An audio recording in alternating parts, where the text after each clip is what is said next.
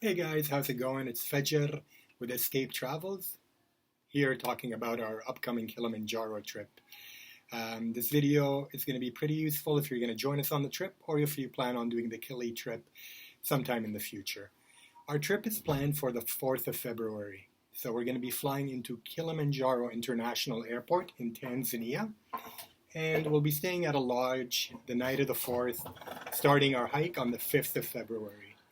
Um, Almost everybody gets the visa on arrival in Tanzania, with the exception of a handful of nationalities. You can actually visit our website and see the map, and it'll show you if you need to worry about arranging a visa in advance. But most people get it on arrival for 50 US dollars, except citizens of the United States. If you're American, it's $100 to get the visa on arrival. Um, they've changed the rules recently. If you're just going to fly in internationally to do the Kilimanjaro hike and fly out, you don't need to have a yellow fever vaccination. However, if you plan to do the safari or continue on to Zanzibar, you'll need to get your yellow fever vaccination before the trip. As far as COVID and PCR is concerned, you'll need to get your PCR test done 72 hours prior to departure. We still haven't listed which flights you should book. The flights aren't included. You'll need to book your own. We're going to wait until we're 2 months away from the trip, and then I'm going to add the flight details of which flights you should be booking. And I'm going to give you, I know there's people coming in from Dubai and Doha and different places, so we're going to work with you one-on-one and let you know which flights you should be booking.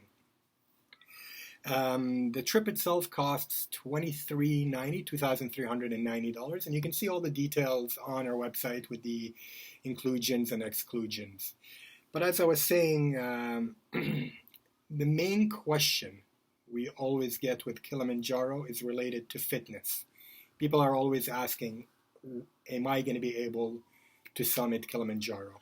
And I'm here to tell you that everybody is able to summit Kilimanjaro if you do the training leading up to the trip, and if you are determined to do it, you'll be able to summit Kili. Age isn't a factor. In 2020, I was up Kilimanjaro, and we had somebody in our group that was over 65, and they summited, and they were better with altitude than some of the younger travelers. So age isn't a factor. The major challenge is altitude. Kilimanjaro is not a difficult trek as far as trekking is concerned. It is the high altitude. So anything above 4,000 meters, you're getting up there and you're going to feel the thin air. You're going to feel it. And most people during the hike will experience altitude sickness. Of course, there's ways to deal with it. Major things that'll get you up there is drinking a lot of water, listening to the guides in terms of going slow. They always say pole pole, which means slowly, slowly. Eating well, getting good sleep. These are all factors that will help you get to the top. Also, you can use Diamox altitude sickness pills, which I'll speak about in a little bit. And preparing. By preparing, I mean prior to getting to the mountain, we'd like to see everybody train and get ready physically for the mountain.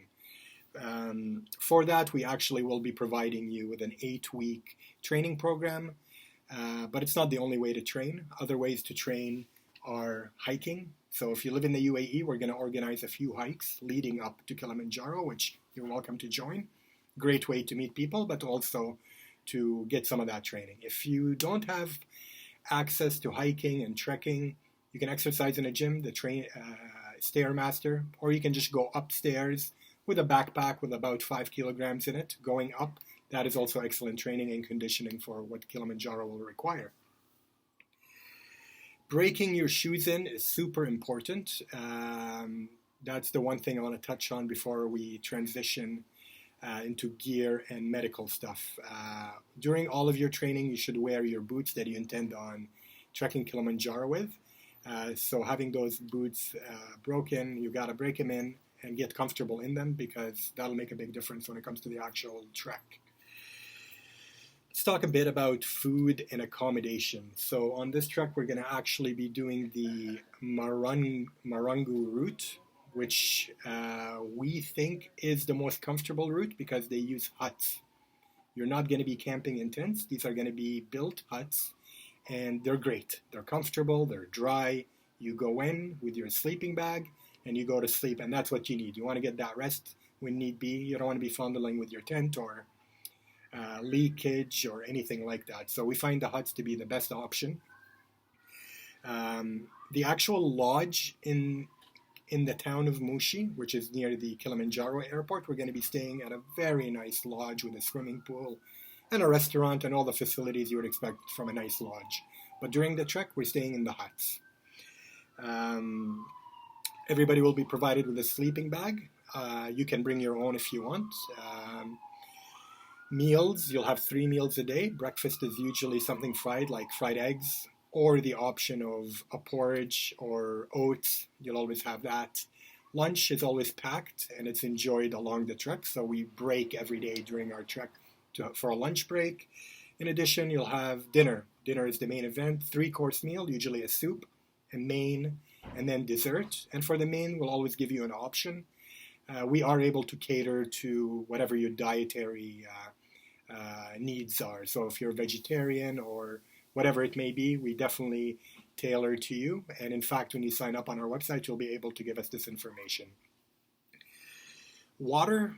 Every morning we'll be giving water out 3 liters per person, which is the recommended amount for you to drink. We want you to drink a lot of water because it helps with the altitude sickness.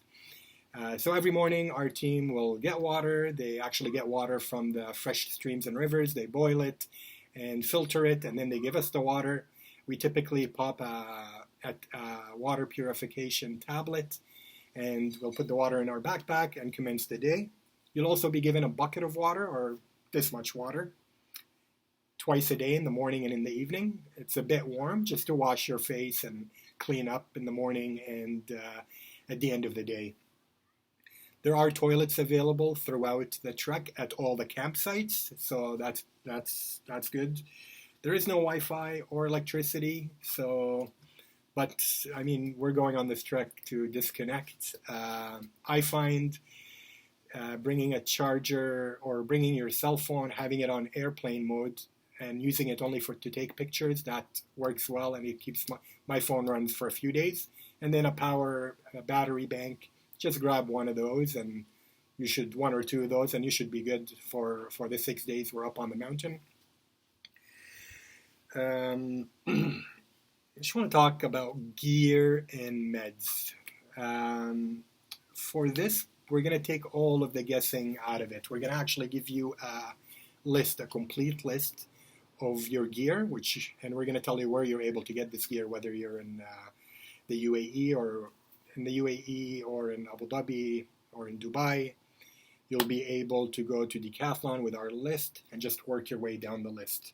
We'll also give you a second list of rental items that can be rented in Kilimanjaro. So if you don't feel like buying something, you're able to pre-book it. So when you get there, it's waiting for you. Diamox, which is the altitude pills, are proven to work. Not everybody has to take them. It's up to you if you want to take them or not. However, if you decide to take them, we recommend taking them 2 weeks before the trip starts, just so you see how your body reacts to them. Sunscreen, chapstick, these are all important because in the higher elevation, the sun's a bit stronger. Zinc oxide tape is good to purchase early on, and as you're breaking your boots in, if you notice that you're getting any blisters, you can preemptively put the tape on those parts of your foot, and that will just save you a lot of pain. And it's a small thing, but getting blisters on your feet can really turn a great trip into not such a great trip. So that's another trick. Liner socks also work. You can wear those underneath your socks to prevent blisters. But all of this will come as you're breaking your boots, and you'll see what you need to work on in terms of blisters. All our staff are first aid trained and wilderness first responders. They'll have oxygen with us. They'll be checking our oxygen levels every morning once we get past the 3,000 meter elevation, just to make sure that we're doing well with the elevation. I just want to take a minute and actually talk about the trek itself. Like I said, the entire trek will be 6 days. We'll be starting off at the gate at about 1,800 meters. Our first day is a short one. We'll just walk for 4 hours up to 2,700. And within those 4 hours, we'll even have a lunch break. And we're going to be walking through the forest. What I love about Kili is the different climate zones that you walk through. You'll go through forest, you'll go through moorland, alpine desert, and then the summit zone, so glaciers and ice. So you'll get to see it all. It's really a beautiful trek. Day number 2, you're walking for about 7 hours. So you're going from 2,700 to 3,700. Day number 4, we actually stay in the same hut and we just do a small hike up to 4,000 meters and come back down just to acclimatize and to charge our batteries. So moving on to day 4, we push it for day 4 of the hike. We go from 3,700 to 4,700. We get to our hut in about 7 hours. We rest until midnight, and then we do the big push to the peak. And that can take anywhere from 5 hours to 8 hours. The idea being is getting up there for sunrise, and then we walk, and then it takes us a day and a half to walk back down the mountain. With the exception of the final push to summit, I describe the hike as an enjoyable trek. We've never had anybody turn around in the first few days. Everybody makes it right to the final hut where you need to do the push. We're going to have a ratio of 3 staff to 1 trekker. Between porters and our cooking staff, everybody will assist us on the final day for that final push.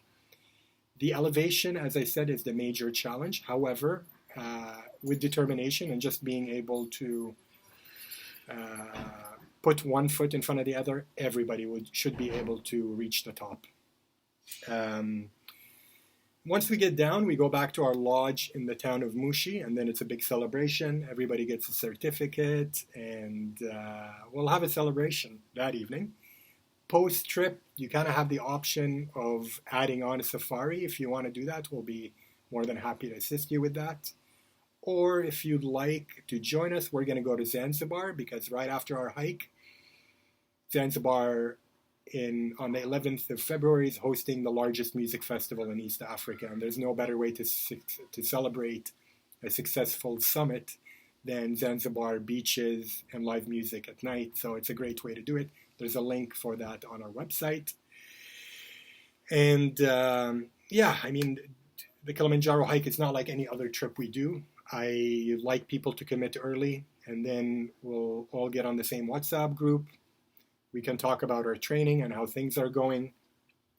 It's really a transformative trip. I use this opportunity to shift the way you're living into a healthier way. It's a great reason to quit smoking. It's a great thing to work towards if you want to lose weight or just generally get healthier. I find it to be such a good transformative journey. So check it out. If I didn't answer any of your questions, or if you have any questions that I didn't touch on, please just send me a message and I'll get back to you as soon as possible. Thank you for your time, and I look forward to welcoming you to Kilimanjaro and standing at the very top of the mountain in a few months.